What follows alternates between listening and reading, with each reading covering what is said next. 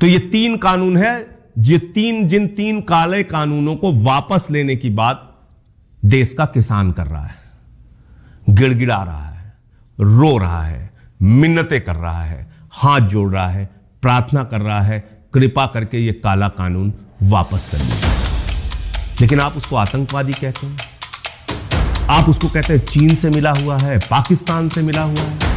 आपको शर्म नहीं आती? अरे कुत्ते भी जिसका दिया हुआ खाते हैं उसके प्रति वफादार होते हैं, और आप जिस अन्नदाता का दिया हुआ खाते हो उसको आतंकवादी कहते हैं। आपको शर्म नहीं आती? आपका क्या स्तर है, क्या श्रेणी, आप खुद तय कीजिए। चीन और पाकिस्तान से मिला हुआ उन लोगों को कुल पता रहे। अभी इसी आंदोलन के जरिए सिंगू बॉर्डर पे एक बुजुर्ग किसान बैठे हुए थे, उसी दौरान उनको पता चला उनका बेटा सुखबीर सिंह सीमा पर शहीद हो गया। बेटा भारत माता की रक्षा के लिए सीमा पर शहीद हो रहा है, और पिता धरती माता की रक्षा के लिए सिंगू बॉर्डर के आंदोलन पे बैठा हुआ है, और आप उसको आतंकवादी कह रहे हैं। इसमें किसान आंदोलन चल रहा है, किसान सड़कों पर हैं, किसानों के ऊपर लाठीचार्ज हो रहा है, आंसू गैस के गोले छोड़े जा रहे हैं, उनकी आंखें फोड़ दी जा रही हैं, उन पे मुकदमे लिखे जा रहे हैं, और उनको आतंकवादी बताया जा रहा है। देश के उस अन्नदाता को जो आपके लिए अनाज पैदा करता है, फल पैदा करता है, सब्जियां पैदा करता है, आपके पेट भरता है, आपके परिवार का पेट भरता है, और जो इस समय नेता देश की सत्ता में है, वो चाहे हमारे केंद्रीय मंत्री हो, देश के प्रधानमंत्री हो, हमारे सांसद हो या विधायक, उनका भी पेट भरता है।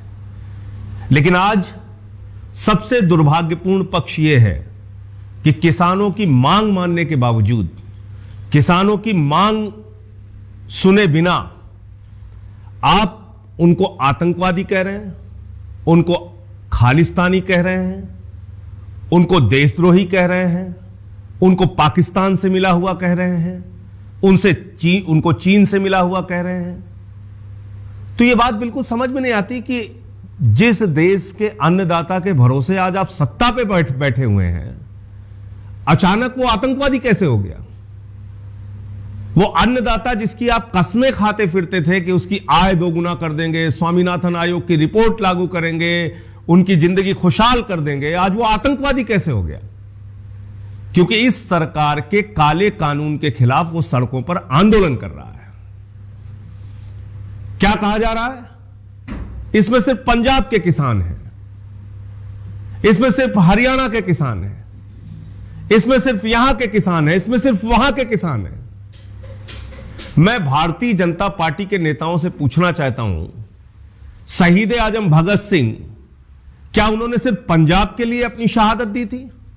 शहीद उधम सिंह, क्या उन्होंने सिर्फ पंजाब के लिए अपनी शहादत दी थी?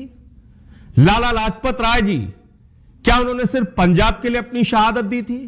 करतार सिंह सरापा जी, क्या उन्होंने सिर्फ पंजाब के लिए अपनी शहादत दी थी? और हिंदुस्तान की आजादी के आंदोलन में और आजादी मिलने के बाद सेना में रह के जिन पंजाब के सिखों ने अपने सर कटवाए, जिन पंजाबियों ने, वो चाहे हिंदू हो या सिख हो, अपने सर भारत माता की रक्षा के लिए कटवाए, फांसी के फंदे को चूमा, सीमा की रक्षा के लिए दुश्मनों की गोलियां सीने पर खाई, क्या वो सब आतंकवादी थे?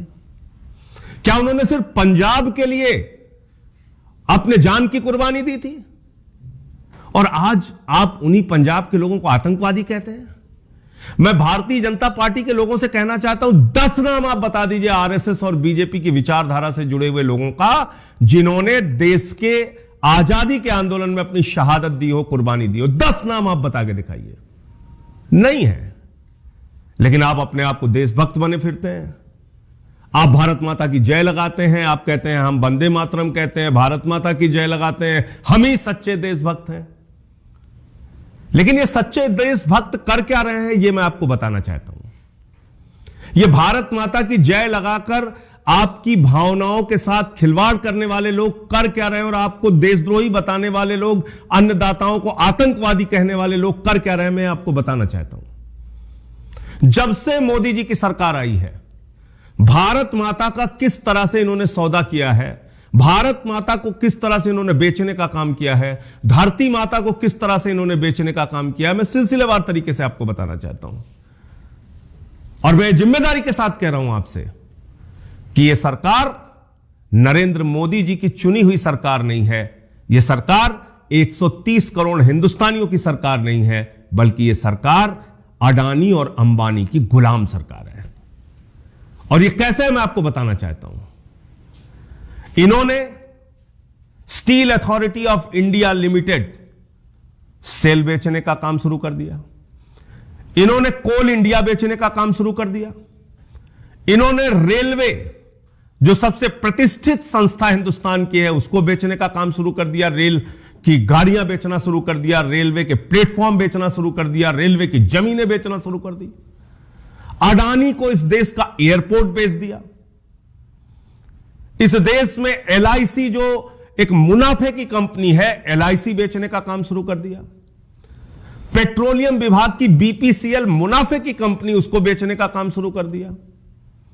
तो रेल बेचा, सेल बेचा, कोल बेचा, पेट्रोल बेचा, एलआईसी बेचा, बैंकिंग सेक्टर को बेचा। और जब सब कुछ बेच के थक गए तो अब धरती माता को बेच रहे हैं। किसके हाथों में बेच रहे हैं? अडानी और अंबानी। आप गलतफहमी में मत रहिएगा कि 130 करोड़ लोगों की सरकार है। यह दो मालिकों की गुलाम सरकार इस देश में चल रही है, जिसके चंदे से भारतीय जनता पार्टी के लोग चुनाव लड़ते हैं और सत्ता में आने के बाद अपने मालिक का हुक्म बजाते हैं। वो कहते हैं घुटने पे खड़े हो, प्रधानमंत्री जी घुटने पे खड़े हो जाते हैं। वो कहते हैं उठ जाओ, प्रधानमंत्री जी उठ जाते हैं। वो कहते हैं नाक रगड़ो, कृषि मंत्री नाक रगड़ने लगता है। जैसे उनका मालिक चाहता है वैसे ये सारे गुलाम, इन दोनों मालिकों के गुलाम जो सरकार में बैठे हैं केंद्र सरकार के, ये उनके लिए काम करते हैं। और आपको बड़ी बड़ी बातें करते हैं, देशभक्त हैं, भारत माता के सपूत हैं, देश नहीं बिकने दूंगा। याद है आपको मोदी जी का यह नारा, ये देश नहीं बिकने दूंगा। तो भाषण वीर प्रधानमंत्री हमारे मोदी जी, उनसे तो भाषण देने में अगर अंतर्राष्ट्रीय प्रतियोगिता करा दी जाए तो नंबर 1 पे आएंगे। और इस देश का मीडिया उनकी चाटुकारिता में लगा हुआ है। किसान की कोई बात सुनने के लिए तैयार नहीं, किसान की कोई पीड़ा सुनने के लिए तैयार नहीं। क्या किया इन्होंने? ये भारत माता को कैसे बेच रहे हैं आप जान लीजिए। मैंने आपको बताया, रेल बेचा, सेल बेचा, कोल बेचा, पेट्रोल बेचा, एलआईसी बेचा, बैंकिंग सेक्टर बेचा, अब धरती माता को बेच रहे हैं।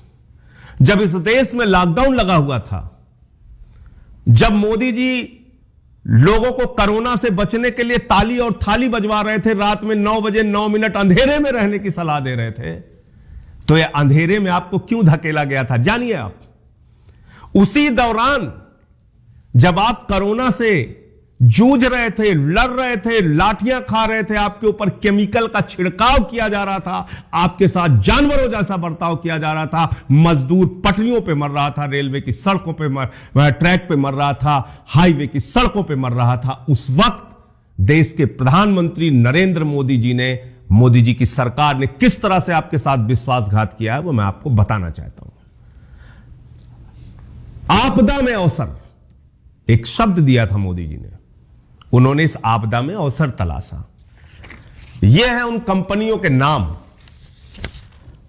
जिसके लिए 100 एकड़ जमीन का लैंड यूज चेंज करने के लिए, यानी भूमि उपयोग परिवर्तित करने के लिए एप्लीकेशन दिया था अडानी ने 100 एकड़ जमीन का। कहां? हरियाणा की खट्टर सरकार को। हरियाणा की खट्टर सरकार ने 2.5 साल पहले इन एप्लीकेशंस को रिजेक्ट कर दिया। उन्होंने कहा नहीं साहब, हम भूमि परिवर्तन नहीं कर सकते।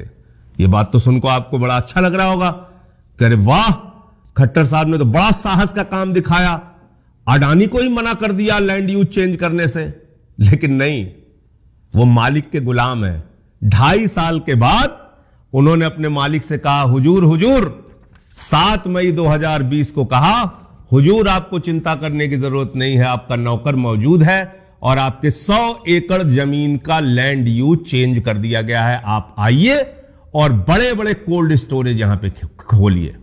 यानी पहले जो 100 एकड़ जमीन फैक्ट्रियों के नाम पे, इंडस्ट्रीज के नाम पे ली गई थी, उसका लैंड यूज चेंज करने के लिए उस जमीन का, उस भूमि का उपयोग परिवर्तन करने के लिए एप्लीकेशन दी गई और वो 100 एकड़ जमीन की एप्लीकेशंस को 2.5 साल पहले इसी सरकार ने, खट्टर सरकार ने रिजेक्ट किया और 7 मई 2020 को अचानक जब लॉकडाउन लगा हुआ था देश भर में, किसी को कानो कान खबर न चलने पाए, उन 100 एकड़ जमीन का लैंड यूज चेंज कर दिया गया। खट्टर ने कहा मालिक मैं मौजूद हूं, कहां आना है बताओ, और ये उनका लैंड यूज चेंज कर दिया गया।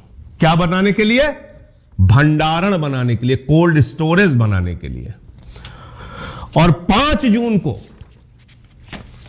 जून को 2020 में ऑर्डिनेंस के जरिए, अध्यादेश के जरिए, याद रखिएगा, बिल लाकर नहीं, पार्लियामेंट में बहस कराकर नहीं, पार्लियामेंट में चर्चा कराकर नहीं, चोर दरवाजे से, पीछे से अध्यादेश के जरिए यह बिल पास कर दिया गया कि अब देश में कोई भी पूंजीपति असीमित भंडारण कर सकता है। 7 मई को मंजूरी मिली कोल्ड स्टोरेज बनाने की, 5 जून को केंद्र सरकार ने कानून बना दिया, असीमित भंडारण कर सकते हो, यानी जमाखोरी कर सकते हो, कालाबाजारी कर सकते हो, देश में महंगाई बढ़ा सकते हो। इसकी वैधता दे दी मोदी जी ने। समझ में आया आपको? 28 दिन के बाद 7 मई को 100 एकड़ जमीन मिलती है अडानी को हरियाणा के अंदर की, आप कोल्ड स्टोरेज बनाइए मालिक। और 5 जून को दूसरा गुलाम मोदी सरकार वो कहती है हुजूर अब आपको देश में असीमित भंडारण रखने की छूट हम दे रहे हैं, ये जो कोल्ड स्टोरेज बनाओगे इसमें असीमित भंडारण करो, देश में महंगाई बढ़ाओ, जमाखोरी बढ़ाओ, कालाबाजारी बढ़ाओ, हम आपके साथ हैं। तो समझ में आ गया आपको? ये जो भाजपाई घूम घूम के आपको कह रहे हैं ये किसान के हित में बिल है, किसान के हित में बिल है, बहुत अच्छा बिल है, बहुत अच्छा बिल है। अरे भैया तुमसे ये बहुत अच्छा बिल मांगा किसने? और किसान के हित में बिल नहीं है, ये अडानी के हित में बिल है। अडानी के हित में, अडानी और अंबानी की गुलाम सरकार ने उनके हित में यह बिल बनाया है। किसी गलतफहमी में मत रहना, यह मैंने आपको कागज दिखा दिया। यानी जब लॉकडाउन लगा हुआ था देश भर में, आपदा फैली हुई थी, महामारी फैली हुई थी, मानव जाति के इतिहास में सबसे बड़ा संकट आया हुआ था, उस वक्त मोदी सरकार ने यह काला कानून बनाकर अध्यादेश के जरिए अडानी को फायदा पहुंचाने का काम किया। अब ये कानून क्या है? तीनों कानून क्या है? आपको याद होगा पार्लियामेंट में मैंने माइक तोड़ा था, उस पर भाजपाई ऊपर से लेकर नीचे तक रो रहे थे, अरे तो माइक तोड़ दिया है, तो बड़ा अराजक है। मैं जान रहा था कि यह काला कानून देश के करोड़ों किसानों के डेथ वारंट पे मोदी सरकार साइन कर रही है, मुझे पक्का पता था और इसलिए मैंने माइक तोड़ा था। आज तो तुम हड्डियां तोड़ रहे हो किसानों की। मैंने माइक तोड़ा, मुझे निलंबित किया गया, तुम किसानों की हड्डियां तोड़ रहे हो। बताओ तुम्हें निलंबित किया जाना चाहिए कि नहीं किया जाना चाहिए? इन तीनों काला कानून में क्या है? तीनों कृषि के काला कानून में कहीं भी एमएसपी की गारंटी शब्द नहीं लिखा हुआ है। यानी अगर न्यूनतम समर्थन मूल्य पे, यानी अगर सरकार द्वारा घोषित मूल्य से कम पर कहीं खरीद की जाएगी तो इसका मतलब उसके खिलाफ कोई भी कानूनी कार्रवाई नहीं हो सकती। एमएसपी से कम खरीद पर कहीं भी कोई कानूनी कार्रवाई नहीं हो सकती। नंबर 1, इस बिल में कहीं उसका जिक्र नहीं है। दूसरी बात, इस बिल में कॉन्ट्रैक्ट खेती की बात कही गई है। यानी कोई भी पूंजीपति आपकी जमीन का आपसे कॉन्ट्रैक्ट करेगा, उसमें अपने हिसाब से फसल पैदा करेगा, बर्बाद होता है, कुछ भी होता है, उसकी कोई जवाबदेही नहीं है। और जो भी खाना पूर्ति लिखी गई है उसमें न्यायालय जाने का भी अधिकार बिल में छीन लिया गया है। अब बिल में किसी भी किसान को न्यायालय जाने का अधिकार नहीं है, वो एसडीएम के दफ्तर जाएगा। अब एसडीएम अडानी की सुनेगा, अंबानी की सुनेगा या सामान्य किसान की सुनेगा? अपने ही खेत में कॉन्ट्रैक्ट खेती के जरिए पूंजीपतियों का गुलाम किसानों को बनाने की योजना है इस दूसरे बिल के अंदर। इसका मतलब जैसे अंग्रेजों के गुलाम हिंदुस्तानी होते थे, अब अडानी और अंबानी के गुलाम देश के किसान होंगे, अपने ही खेत में मजदूर बन जाएंगे, अपने ही खेत में गुलाम बन जाएंगे। दूसरा कानून। तीसरा कानून जो मैंने अभी आपको बताया, असीमित भंडारण की छूट। यानी देश में कहीं भी कोई बड़ा कोल्ड स्टोरेज बना के असीमित भंडारण कर सकता है। यानी सस्ते में गेहूं, सस्ते में चावल, सस्ते में दाल, सस्ते में मक्का, सस्ते में फल, सस्ते में सब्जियां किसानों से खरीदी जाएंगी और बड़े बड़े कोल्ड स्टोरेज में उसको स्टोर करके रखा जाएगा, उसका भंडारण करके रखा जाएगा। और जब बाजार में उसकी कमी आ जाएगी तो महंगे दामों पर उसी सामान को, उसी अनाज को, उसी फल को, उसी सब्जी को आपको बेचा जाएगा। यानी देश के अंदर महंगाई, कालाबाजारी और जमाखोरी को वैधता प्रदान करने का काम मोदी सरकार ने किया। तो याद रखना बहनों भाइयों, कर्मचारी वर्ग के लोगों, यह सिर्फ किसानों के खिलाफ कानून नहीं है, बल्कि इस देश के आम नागरिक के खिलाफ कानून है। जबरदस्त तरीके से महंगाई बढ़ेगी। आज 50 रुपए किलो का आलू मिल रहा है ना आप लोगों को, आप देखना क्या हालत होगी। यह कानून सिर्फ किसानों के खिलाफ नहीं है, असीमित भंडारण तो यह इस देश के हर इंसान के खिलाफ यह कानून है। तो ये 3 कानून है, जिन 3 काले कानूनों को वापस लेने की बात देश का किसान कर रहा है, गिड़गिड़ा रहा है, रो रहा है, मिन्नतें कर रहा है, हाथ जोड़ रहा है, प्रार्थना कर रहा है, कृपा करके ये काला कानून वापस कर लीजिए।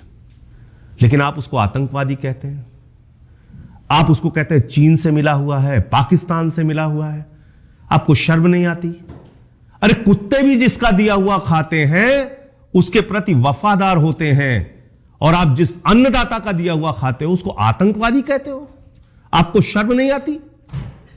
आपका क्या स्तर है, क्या श्रेणी, आप खुद तय कीजिए। चीन और पाकिस्तान से मिला हुआ उन लोगों को बुल बता रहे हो। अभी इसी आंदोलन के जरिए सिंगू बॉर्डर पे एक बुजुर्ग किसान बैठे हुए थे, उसी दौरान उनको पता चला उनका बेटा सुखबीर सिंह सीमा पर शहीद हो गया। बेटा भारत माता की रक्षा के लिए सीमा पर शहीद हो रहा है और पिता धरती माता की रक्षा के लिए सिंगू बॉर्डर के आंदोलन पे बैठा हुआ है, और आप उसको आतंकवादी कह रहे हैं। आपको शर्म नहीं आती? आप वो लोग हैं जो बिना बुलाए पाकिस्तान चले गए थे नवाज शरीफ के बर्थडे का केक काटने, हमारे देश के प्रधानमंत्री। इन भाजपाइयों का इतिहास यह है कि आडवाणी जी जिन्ना की कब्र पे मत्था टेकने चले गए थे। इन भाजपाइयों का इतिहास यह है कि अफजल गुरु को शहीद मानने वाली पीडीपी के साथ इन्होंने समझौता किया। इन भाजपाइयों का इतिहास यह है कि कारगिल के दौरान इन्होंने जो शहीदों के लिए ताबूत खरीदे उसमें भी घोटाला किया। और यह आज आपकी देशभक्ति पे सवाल उठाते हैं। जिन्होंने 52 साल तक तिरंगा झंडा नहीं फहराया अपने नागपुर के मुख्यालय पर, वो आज आपकी देशभक्ति पे सवाल उठा रहे हैं, आपको आतंकवादी कह रहे हैं। तो मैं इस देश के लोगों से विनम्र प्रार्थना करना चाहता हूं, जागिए किसानों के हक में, उठिए, आवाज लगाइए, जो कुछ भी आपसे बन सकता है कीजिए, उनका समर्थन कीजिए, उनको अकेला मत छोड़िए। पता नहीं वो तस्वीरें देख के आपका मन द्रवित होता है कि नहीं होता। एक बुजुर्ग किसान की आंखें फोड़ दी गई, पानी की बौछारें इस ठंड के महीने में हो रही हैं, आंसू गैस के गोले छोड़े जा रहे हैं, लाठियों से बर्बरतापूर्वक पीटा जा रहा है, सड़कें खुदवा दी जा रही हैं। यह हो रहा है, और किसके लिए हो रहा है? अपने 2 मालिकों के लिए। इनके 2 मालिक हैं, एक अडानी, एक अंबानी। उनकी गुलाम सरकार आज किसानों को रौंद रही है। किसानों का साथ दीजिए, किसानों के हक में आवाज बुलंद कीजिए। एक घटना बता के मैं अपनी बात को खत्म करूंगा। कहा जा रहा ना देश में किसानों को धान का दाम मिल रहा है, फसल का दाम मिल रहा है, एमएसपी मिल रही है, एमएसपी में तो कहीं कोई दिक्कत नहीं, यह कहा जा रहा है ना। यह खबर पढ़िए। सरनजीत सिंह लखीमपुर खीरी के किसान हैं। 1 महीने पहले ऑनलाइन इन्होंने अपना धान बेचने के लिए अप्लाई किया, पर्ची लिया, और उसके बाद ये ट्रॉली पे अपना धान रख के मंडी पहुंच गए। रोज चीखते थे, चिल्लाते थे, रोते थे, गिड़गिड़ाते थे, साहब मेरा धान खरीद लीजिए, प्लीज मेरा धान खरीद लीजिए, कृपा करके मेरा धान खरीद लीजिए, मैं बर्बाद हो जाऊंगा। और ये करते करते करते करते उसी ट्रॉली पे सो जाते थे। 1 महीने बीत गया, 1 महीने। और जब मीडिया में इनकी खबरें आई, अधिकारियों पे दबाव बना, जब वो मजबूर हुए धान खरीदने के लिए, जब सरनजीत के पास पहुंचे और जब उनका धान चेक किया गया तो सारे के सारे धान खुले आसमान के नीचे जो 1 महीने से ट्रॉली में पड़े थे वो सड़ गए। ये सरनजीत की कहानी है। ऐसे हिंदुस्तान में लाखों सरनजीत हैं लाखों किसान हैं जिनका धान, जिनका अनाज, जिनकी फल, जिनकी सब्जियां नहीं खरीदी जाती, जो खून पसीना बहा के, मिट्टी में हल चला के अनाज को पैदा करते हैं आपके लिए, हमारे लिए। और जब वो मंडियों में उसको बेचने के लिए जाते हैं तो सरकार उनके धान को सड़ा देती है, महीनों महीने उनको नाक रगड़वाती है, लेकिन उनका अनाज नहीं खरीदती। यह है इन लोगों की सच्चाई। मैं पूछना चाहता हूं भाजपाइयों, मैं पूछना चाहता हूं मोदी जी से, आदित्यनाथ जी से, क्योंकि यह लखीमपुर का मामला है। यह सरनजीत आतंकवादी है क्या? ये जो 1 महीने तक अपनी ट्रॉली पे सोता रहा अपना धान बेचने के लिए, आतंकवादी है क्या? इसने कोई आतंकवाद किया, कोई हिंसा की, कोई देशद्रोह का काम किया क्या? इसका क्या अपराध था? यह कि अपना धान ये बेचना चाहता था, अपने खून पसीने की कमाई को ये बाजार में, मंडी में लाके उसका दाम चाहता था। और अगर आज यही मांगने के लिए सड़क पर निकला है तो आप इसको आतंकवादी कहते हैं। तो अंत में इन्हीं लाइनों के साथ कि झील पर पानी बरसता है हमारे देश में, झील पर पानी बरसता है हमारे देश में, और खेत पानी को तरसता है हमारे देश में। राजनेता, हाकिमों और पागलों को छोड़कर तुम बताओ कौन हंसता है हमारे देश में? जरा सोचिएगा, विचार कीजिएगा। आज किसान आंदोलन को आपकी जरूरत है, आपको उनकी जरूरत है, क्योंकि अगर उन्होंने अन्न पैदा करना बंद कर दिया तो हमारी आपकी जिंदगी बंद हो जाएगी। इंकलाब जिंदाबाद।